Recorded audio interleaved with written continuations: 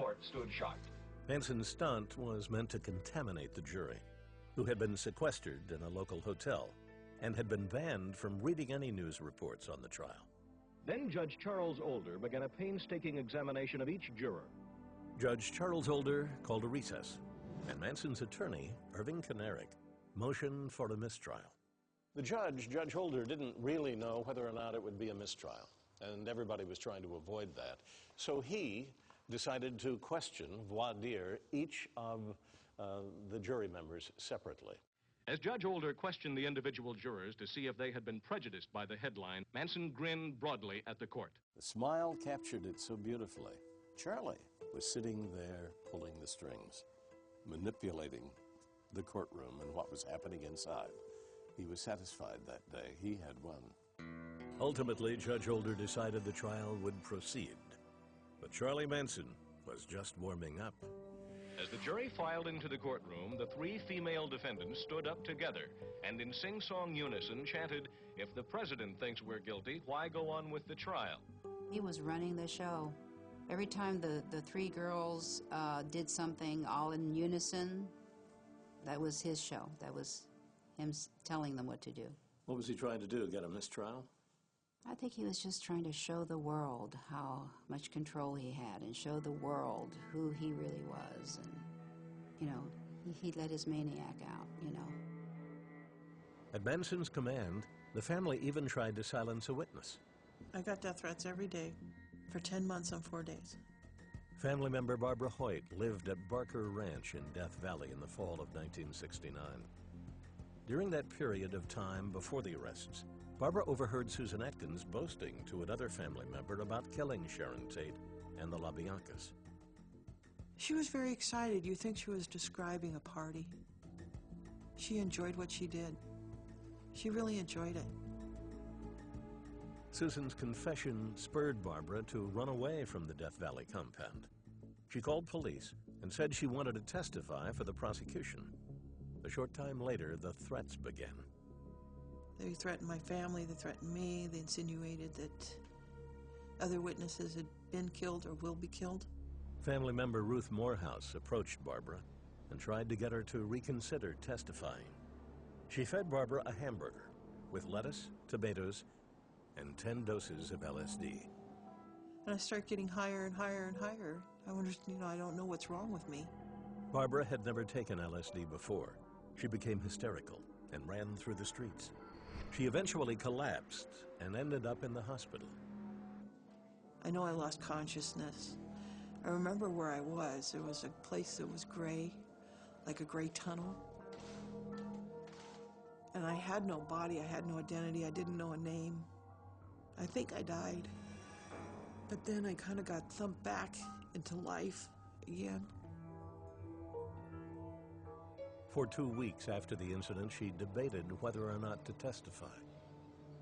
Finally, what it came down to where I had to decide whether or not I wanted to be able to live with myself when I got old.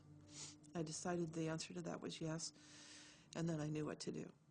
She came back to L.A., and this little girl who heretofore was reluctant to testify, afraid to testify, she turned out to be an excellent witness for the prosecution.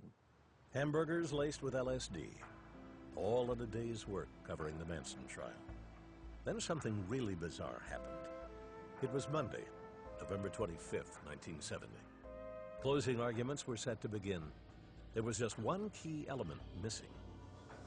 Ronald Hughes, the defense attorney for Leslie Van Houten.